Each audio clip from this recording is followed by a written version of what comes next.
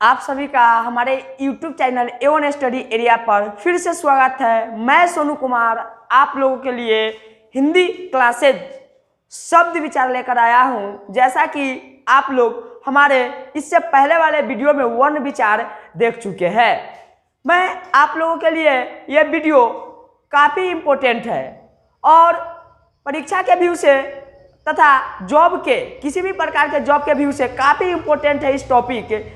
इसलिए इस वीडियो को पूरा देखते रहिए और अंत तक बने रहिए। चलिए मैं अब क्लास शुरू करता हूं। शब्द विचार,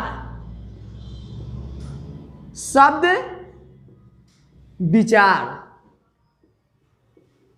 एटिमोलॉजी। शब्द विचार के बारे में आज हम लोग पढ़ेंगे। सबसे पहले इसमें मेरा फर्स्ट पॉइंट बनता है तो शब्द आखिर है तो क्या है। चलिए मैं शब्द के बारे में चलता हूं। शब्द, वर्ड, शब्द किसे कहते हैं? तो शब्द वर्णों या ध्वनियों के सार्थक मेल को, शब्द ध्वनियों और वर्णों के सार्थक मेल को शब्द कहा गया। क्या कहा गया है? वर्णों या ध्वनियों के सार्थक मेल को शब्द कहा जाता है। शब्द कहा जाता है। जैसे आम, राम, कलम, चाय, रोटी, भवन इत्यादि। यह सब मेरा क्या है? शब्द है। मैं आप लोगों को परिभाषा लिखाया सो वर्णों या ध्वनियों के सार्थक मेल को शब्द कहा जाता है। जैसा कि आपको मालूम है सो वर्ण और ध्वनि आप लोग पढ़ चुके हैं। से अ से लेकर और यरा लव तक जितने जो वर्ण होते हैं उसको ध्वनिया या वर्ण भी बोला गया है। तो इसमें आप देख सकते हैं आ मेरा क्या है? ध्वनि है और म भी क्या है? ध्वनि, अर्थात आ वर्ण है और म वर्ण है। दोनों के मिलने से बना है आम। तो ये मेरा क्या हो गया? शब्द हो गया। क्या हो गया? शब्द हो गया। अब यहाँ पे एक बात आया है सार्थक। सार्थक का मतलब क्या होता है? तो सार्थक का मतलब होता है सही सुमेलित, यानी सही से उसको मिला के बनाया गया जो अर्थ होता है उसी को सार्थक बोला गया। क्या बोला गया है? सार्थक। तो इसका आम का भी अर्थ होता है। आम क्या होता है? एक फल होता है जिसको मैंगो बोलते हैं इंग्लिश में। और मेल के मतलब तो समझ में करते हैं आप लोग, इंक्लूड होता है, शामिल करना था। तो जैसे आ प्लस म दोनों को मेल से बना आम, उसी प्रकार र प्लस म, रा प्लस म दोनों के मिलने से बना गया राम। उसी प्रकार क्या हो गया? चा आय दोनों के मिलने से क्या बन गया? चाय। तो ये मेरा क्या है? शब्द। ये सब क्या है? मेरा वर्ण है। क्या है?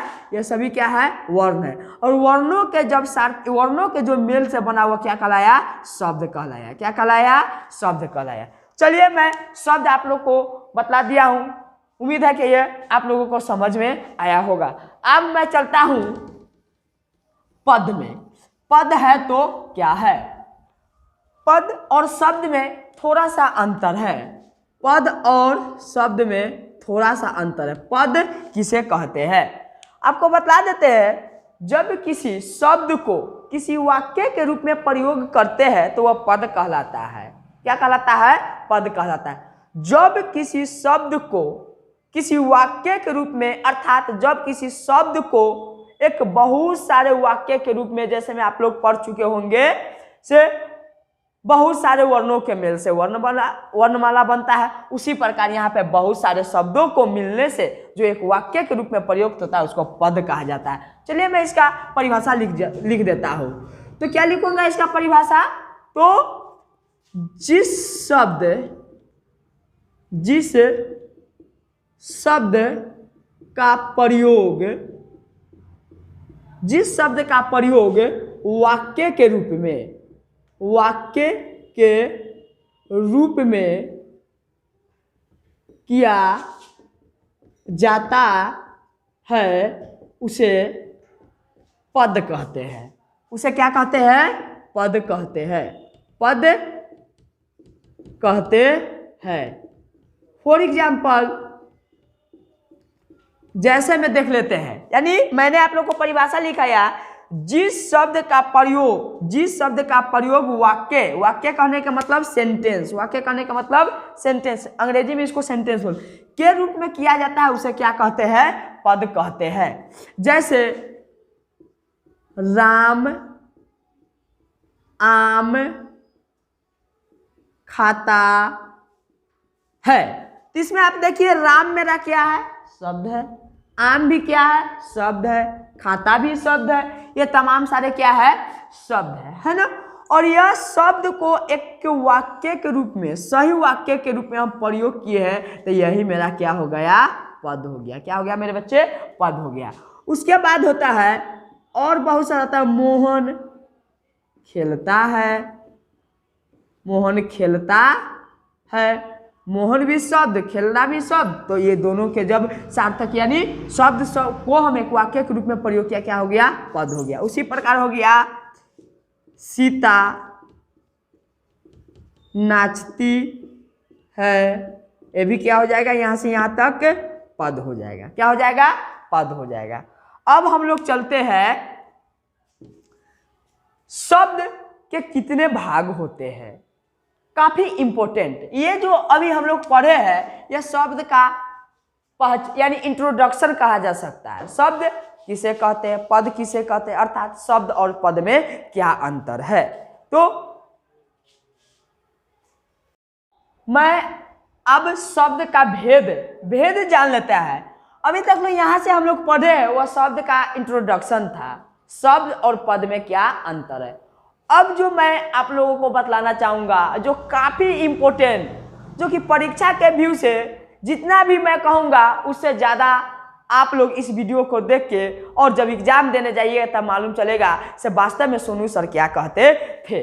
बहुत ही इंपॉर्टेंट है यह वीडियो आप लोगों के लिए, परीक्षा के, किसी भी परीक्षा, ये नहीं क्लास 10 या 12 की ही परीक्षा, कोई भी परीक्षा हो, इसमें काफी आप जब डीएलएड कीजिएगा, बीएड कीजिएगा, दरोगा में जब जाइएगा, या बिहार पुलिस बनिएगा, या एसएससी की किसी भी आप जब एग्जाम दीजिएगा तो उसमें काफी इंपॉर्टेंट आपका भूमिका निभाएगी शब्द में। अब हम लोग पढ़ेंगे शब्द का भेद। किसका पढ़ेंगे?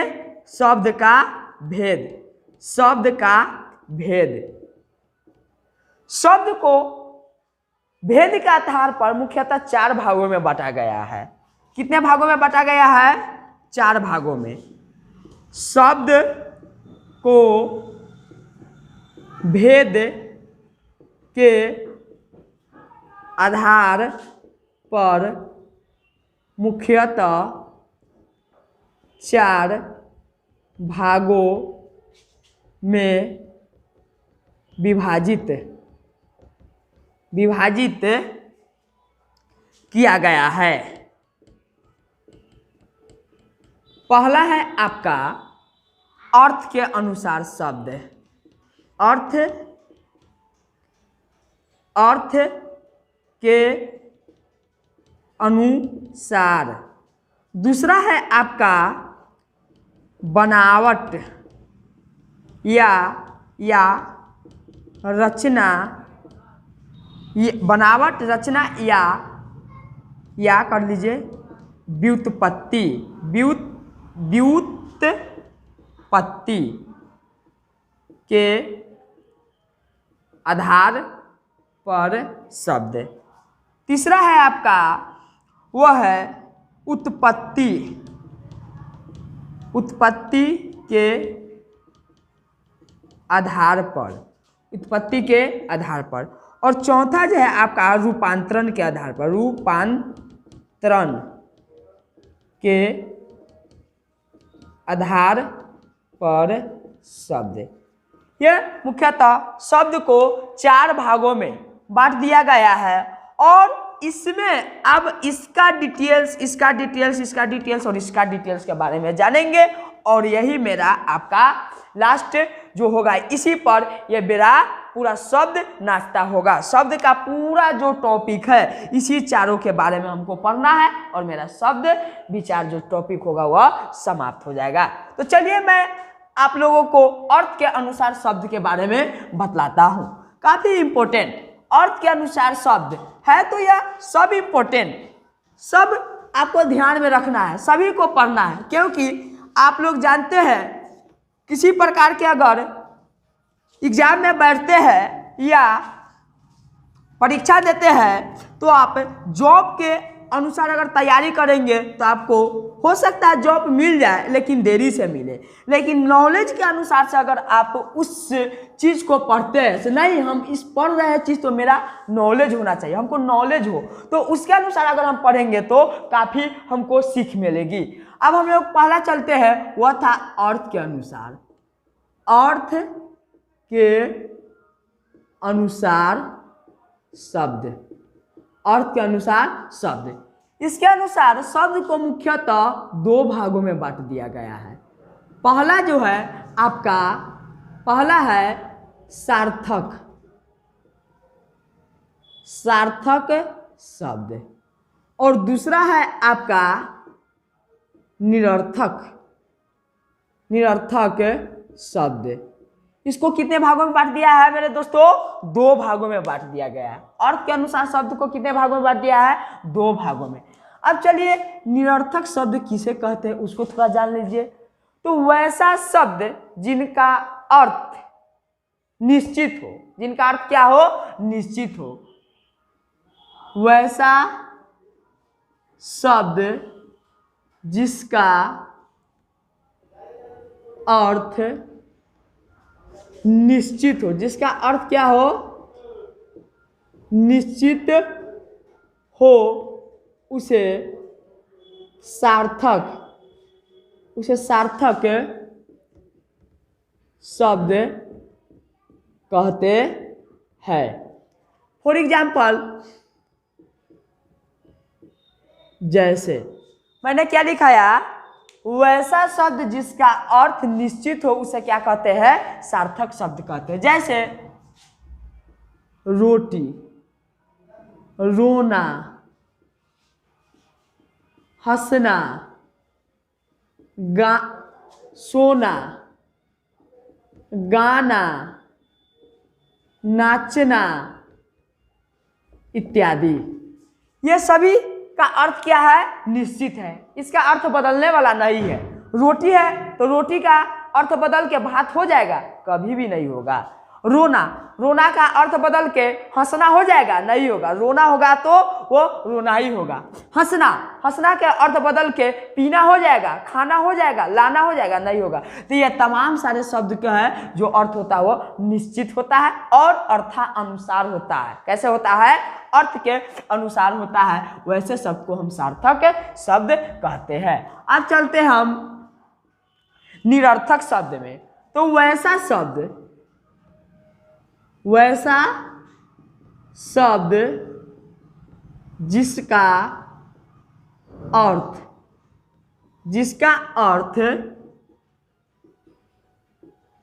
निश्चित नहीं हो, नहीं हो, या उसका कोई मीनिंग नहीं निकलता, उसका कोई अर्थ नहीं निकलता, वैसा शब्द जिसका अर्थ निश्चित नहीं हो या उस शब्द का कोई अर्थ नहीं निकलता हो, कोई अर्थ नहीं निकलता हो, ऐसे शब्द को, ऐसे शब्द को हम क्या बोलते हैं? निरर्थक शब्द बोलते हैं। निरर्थक शब्द कहते हैं। ऐसे शब्द को हम कौन सा शब्द कहते हैं? निरर्थक शब्द कहते हैं। जैसे आप देख सकते हैं, हम लोग जानते हैं रोटी के मतलब जो हम लोग खाते हैं भोजन के रूप में, आहार मतलब जो है उसके रूप में अगर खाते हैं तो वो रोटी होता है। अगर इसी को हम ओटी कर दे उल्टा तो ओटी का कोई अर्थ निकलता है? नहीं होता है। अब रोना को वाना कर दे, वाना, उल्टा कर दे पुल्टा, उल्टा को पुल्टा अगर बना दे तो इसका कोई अर्थ होगा? नहीं होगा, नहीं होगा। उसी प्रकार गाना को तमाम सारे शब्द है जिसका अर्थ कुछ नहीं होता है। रोटी हो, ओटी हो गया, रोना को वोना हो गया, पुल्टा होता है, ईना हो गया, पीना का क्या हो गया? अब ईना हो जाएगा। ईना का कुछ अर्थ है? नहीं अर्थ है। आप हिंदी के कोई भी डिक्शनरी में देख लीजिए या कहीं भी कोई भी टीचर से आप पढ़ते होंगे, कोई भी शिक्षक से पढ़ते होंगे तो आप पूछ सकते हैं से ओटी, वोना, पुल्टा, ईना, ये सब का मतलब क्या होता है? इसका कोई निश्चित कोई अर्थ वाला मीनिंग नहीं होता है। तो ये सब क्या होते हैं? निरर्थक शब्द होते हैं। क्या होते हैं मेरे दोस्तों? निरर्थक शब्द होता है। इत्यादि कर लीजिए, ऐसे शब्द को क्या कहते हैं? निरर्थक शब्द कहते हैं। अब चलिए मैं दूसरा में है आपका, वो है दूसरा मेरा क्या है? वो है व्युत्पत्ति। व्युत्पत्ति या रचना या इसी को हम क्या बोले थे? बनावट। बनावट के आधार पर शब्द ये तीन होते हैं। ये क्या होते हैं? तीन होते हैं। तो इसको मुख्यतः तीन भागों में बांट दिया गया है। कितने भागों में बांट दिया है मेरे दोस्तों? तीन भागों में बांट दिया गया है। आपका पहला जो है वो है रूढ़। रूढ़ है पहला, क्या है? रूढ़। दूसरा है यौगिक। दूसरा क्या है मेरे दोस्तों? यौगिक है। और तीसरा है जो है वह योग रूढ़ है। तीसरा क्या है? योग रूढ़ है। इसको तीन भागों में बांट दिया गया है। कितने भागों में बांट दिया गया है? तीन भागों में। चलिए मैं रूढ़ के बारे में आप लोगों को बतलाता हूं। तो इसमें काफी ये आसान है, आप लोग तुरंत समझ जाइएगा। ऐसे तो सब आसान है, जब आप पढ़िएगा तो सब आसान ही लगेगा। मन तन और दिमाग से जब पढ़िएगा तो आपको सब ही आसान लगेगा। चलिए इसको हम परिभाषित करते हैं रूढ़ को। ये रूढ़ है तो क्या है? तो जिन शब्दों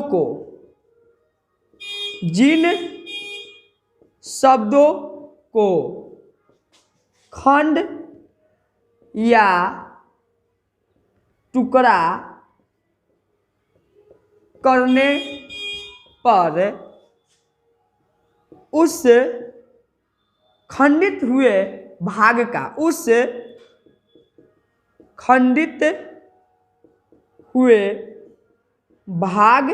का कोई अर्थ नहीं होता हो उसे रूढ़ शब्द कहते हैं। उसे रूढ़ शब्द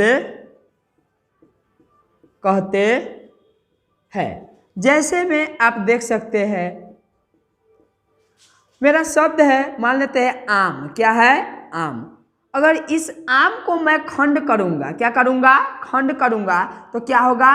आ प्लस म। इसका कोई अर्थ होगा मेरे दोस्तों? नहीं होगा। म का अर्थ होगा? नहीं होगा।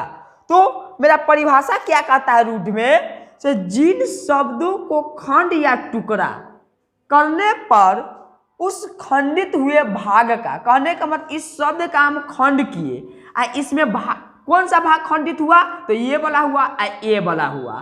तो ये दोनों का कोई अर्थ नहीं होता हो, ये दोनों का कोई अर्थ नहीं होता हो, वैसे शब्द को हम रूढ़ शब्द कहते हैं। क्या कहते हैं? रूढ़ शब्द कहते हैं। अब दूसरा देख लीजिए आप, काम को अगर हम क्या करेंगे, मतलब खंडित करें तो का जोड़ म, का भी कोई अर्थ नहीं होता है और म का भी कोई अर्थ नहीं होता है, तो यह शब्द क्या होगा? रूढ़ शब्द होगा। और देख लेते हैं पानी। पानी हम लोग जानते हैं पानी का अर्थ होता है, आम का भी अर्थ होता है, काम का अर्थ होता है, लेकिन इसका जब हम खंड करेंगे तो पा जोड़ नी, न इसका अर्थ होगा न इसका अर्थ होगा। उसी प्रकार देख लीजिए क्या हो जाएगा, आप राम को देख लीजिए। राम किसी व्यक्ति का नाम है, और तो ये क्या आएगा? रा प्लस म। तो न इसका अर्थ होगा न इसका अर्थ होगा। तो ये जो आप तमाम सारे देख ले हैं एग्जाम्पल में, इससे आपको समझ में आ गया होगा तो रूढ़ शब्द किसे कहते हैं। फिर से एक बार इसका परिभाषा देख लीजिए। जिन शब्दों को खंड या टुकड़ा करने पर उस खंडित हुए भाग का, उस खंडित हुए कहने के बाद इस शब्द का खंड किए जो, तो इसका जो खंड का भाग है आ प्लस म, आम को जो खंड किए आ प्लस म, इसका कोई अर्थ नहीं निकलता हो, उसे क्या कहते हैं? रूढ़ शब्द कहते हैं। अब है मेरा यौगिक। यौगिक आप किसे कहते हैं? तो इसमें आप देख सकते हैं जिन शब्दों को खंड या टुकड़ा करने पर खंडित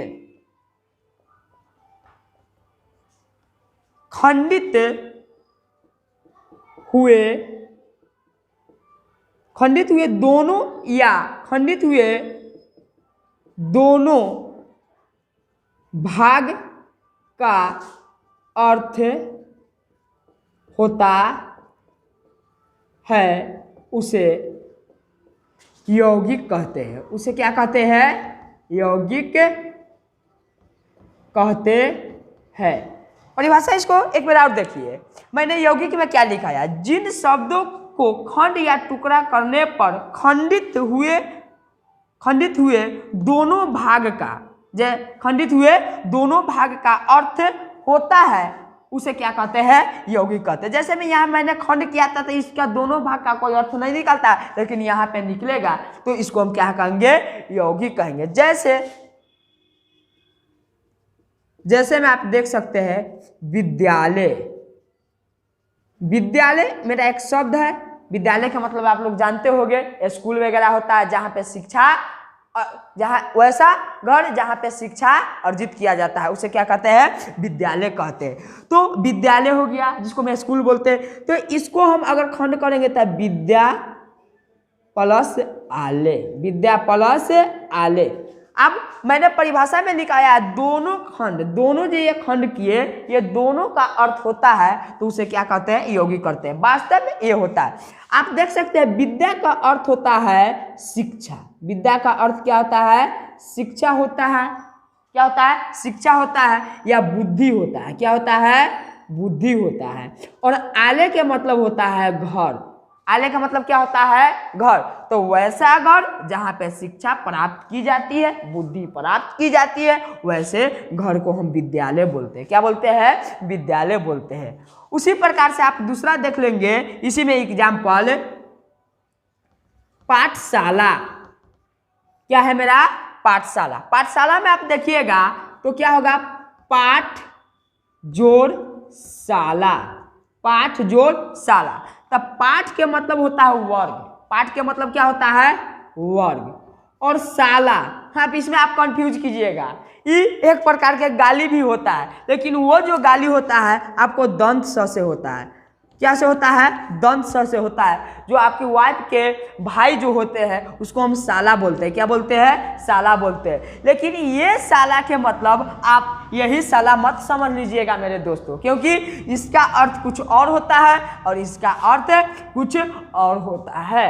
अगर किसी को अगर मालूम न रहेगा तो यह साला समझ के सब मुंह हाथ फाड़ देगा, मुंह दो चार झापट लगा देगा बस, लेकिन उसको खुद मालूम नहीं है से इस साला का अर्थ क्या होता है, इस साला का अर्थ होता क्या होता है। तो इसीलिए हम आप लोग इसीलिए पढ़ना जरूरी होता है। शिक्षित होना व्यक्ति बहुत जरूरी होता है। यहाँ पे लोग नहीं जाना और जो सही होने के बावजूद भी व्यक्ति को उस पर क्लैंप लगा दिया, उसी को गलती गिरा दिया गया। इसीलिए शिक्षित होना बहुत जरूरी होता है। तो पाठ का मतलब होता है वर्ग और शाला के मतलब होता है यहाँ पे घर। क्या होता है? घर। तो वैसा घर या वैसा जगह जहाँ पे हमको वर्ग यानी पठन यानी पाठन का क्या किया जाता है?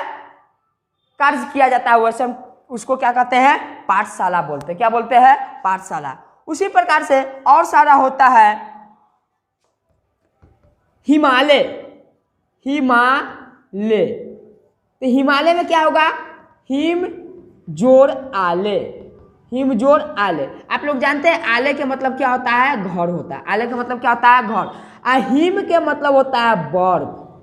हिम का मतलब क्या होता है मेरे दोस्तों, बर्फ। तो वैसा घर जहाँ पे बर्फ ही बर्फ हो उसे क्या कहते हैं, हिमालय कहते हैं। और क्या होता है, और यहाँ पे देख लीजिए इसमें विद्यासागर, विद्यासागर, इसको अगर हम संधि विच्छेद करेंगे तो विद्या जोड़ सागर क्या हो जाएगा, विद्यासागर। विद्या के मतलब अभी तुरंत हम लोग जाने शिक्षा और बुद्धि होता है। विद्या के मतलब क्या होता है, शिक्षा होता है, बुद्धि होती है, क्या होती है, बुद्धि। और सागर के मतलब होता है समुद्र। सागर के मतलब क्या होता है, समुद्र। सागर के मतलब क्या होता है मेरे दोस्तों, समुद्र होता है।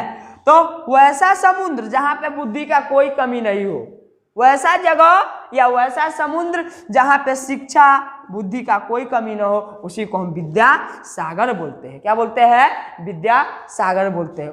उसी प्रकार से होता है राज रोग। राज रोग, तो आप देख सकते हैं राज का अर्थ होता है राजा से संबंधित। राज का अर्थ क्या होता है, राजा से संबंधित। और रोग के मतलब होता है बीमारी। रोग के मतलब क्या होता है, बीमारी होता है। तो वैसा रोग जो राजा से संबंधित हो उसे क्या कहते हैं, राजरोग कहते हैं। तो ये तमाम सारे जो आप देख रहे हैं वह यौगिक, जितना जो अभी हम आप लोगों को ये एग्जाम्पल बतलाए है वह यौगिक के बारे में बतलाए। किसके बारे में बतलाए हैं, यौगिक के बारे में हम लोग पढ़े हैं। अब मैं आप लोगों को बतलाऊंगा योग रूट। योग रूट है तो क्या है, चलिए मैं आप लोगों को योग रूट के बारे में बतलाता हूं। इधर ले लेते हैं योग रूट। तीसरा मेरा क्या है, यहां से जो है तीसरा वो क्या है, योग रूट है। क्या है मेरे दोस्तों, योग रूट। यह है मेरा योग रूट। इसका परिभाषा हम लोग जानते हैं, योग रूट है तो क्या है। तो योग रूट ये दोनों तो हम लोग पढ़ रहे, रूट और योग रूट। अब ये नहीं समझ लेना से योग के मतलब वो तो जो जॉग वगैरह आता है वो, और रूट के मतलब रूट जाना, यानी रूस फूल जो जाते हैं हम लोग, मम्मी थोड़ी सी मारती है या पापा डांटते हैं तो उसमें हम लोग रूट्स और फूल जाते हैं, वो मत समझ लेना मेरे दोस्तों। क्योंकि इसका अर्थ आप लोग देख सकते हैं, रूट के मतलब क्या होता है, जिन शब्दों को खंड या टुकड़ा किए जाने पर उन दोनों खंडित का कोई अर्थ नहीं होता, उसको रूट कहते हैं। अभी मत समझ लीजिएगा से रूट के मतलब क्या होता है, तो जो हम लोग कभी खाना के लिए रूठ जाते हैं, कभी मतलब पैसा के लिए रूठ जाते हैं, ये मत न समझिएगा, ठीक। तो अब हम लोग पढ़ेंगे योग रूढ़। क्या पढ़ेंगे, योग रूढ़। चलिए अब हम लोग पढ़ेंगे योग रूढ़। तो योग रूढ़ क्या होता है, तो इसका परिभाषा आप लोग जान लीजिए। वैसा शब्द जो साधारण अर्थ को छोड़ के, वैसा शब्द जो साधारण या सामान्य अर्थ को छोड़ के विशेष अर्थ ग्रहण करता है उसको हम क्या कहते हैं, योग रूढ़ कहते हैं। चलिए मैं परिभाषा के रूप में लिख देता हूं। वैसा शब्द जो सामान्य या साधारण अर्थ को छोड़ कर विशेष अर्थ ग्रहण करता है उसे योग रूढ़ कहा गया। उसे क्या कहा गया है, योग रूढ़ कहा जाता है।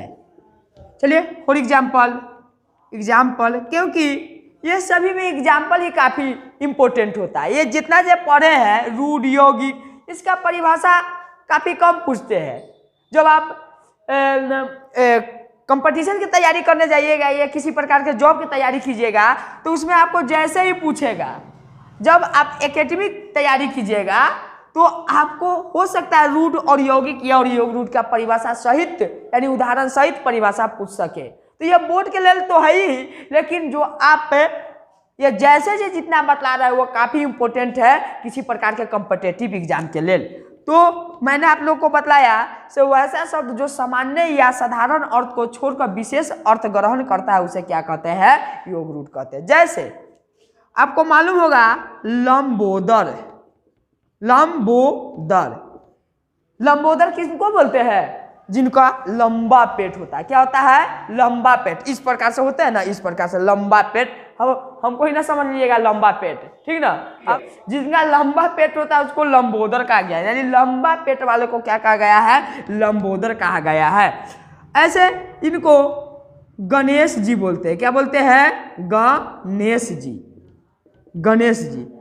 तो ये जो मेरा हुआ लंबोदर वह साधारण अर्थ हुआ। क्या हुआ मेरे दोस्तों, साधारण, या इसी को कहते हैं सामान्य अर्थ। सामान्य अर्थ क्या हो गया, ये सामान्य अर्थ। लेकिन ये जो मेरा गणेश जी हुआ वह मेरा विशेष अर्थ हुआ। क्या हुआ, विशेष अर्थ हुआ। तो मैंने क्या बतलाया था, वैसा सब जो सामान्य अर्थ या साधारण अर्थ को छोड़कर विशेष अर्थ ग्रहण करता है उसको क्या कहते हैं, योग रूट कहते हैं। तो ये जो मेरा हुआ क्या हुआ, योग रूट हुआ। क्या हुआ, योग रूट हुआ। उसी प्रकार से आप देख सकते हैं गिरिधारी, गिरिधारी, इसका मतलब होता है कृष्ण जी। क्या होता है, कृष्ण जी। तो ये जो गिरधारी आप देख रहे हैं वो मेरा कौन सा अर्थ हुआ, सामान्य अर्थ हुआ। इसको हम क्या बोलेंगे, ये मेरा जो गिरधारी हुआ वो क्या अर्थ हुआ, सामान्य हुआ। क्या हुआ, सामान्य अर्थ हुआ। और ये जो मेरा कृष्ण जी देख रहे हैं दोनों का अर्थ एक ही होता है, लेकिन ये सामान्य हो गया, ये क्या हो गया, विशेष हो गया। क्या हो गया मेरे दोस्तों, विशेष हो गया। उसी प्रकार से आप देख सकते हैं, उसी प्रकार से आप देख सकते हैं बिन पानी। क्या होता है, बिन पानी, बिन पानी। तो इनका मतलब होता है सरस्वती जी, सरस्वती जी, सरस्वती जी। तो ये मेरा क्या हो गया, फिर बिन पानी कहने का मतलब ये क्या हो गया, साधारण अर्थ, साधारण अर्थ। और ये मेरा क्या हो गया, विशेष अर्थ हो गया। क्या हो गया, विशेष अर्थ हो गया। तो ये तमाम सारे चीज आप लोग देख लिए हैं, समझ लिए हैं। तो ये मेरा हुआ अर्थ के अनुसार, सॉरी हाँ, अर्थ के अनुसार ये शब्द समाप्त हुआ, अर्थ के अनुसार। उसके बाद दूसरा जो हम पढ़ाए थे वो व्युत्पत्ति या रचना या बनावट के अनुसार। ये दो टॉपिक आप लोगों को समाप्त हुआ। बच गया दो टॉपिक, जो कि उत्पत्ति और रूपांतरण के अनुसार शब्द क्या होता है, उसको मैं फिर अगले वीडियो में आऊँगा लेके।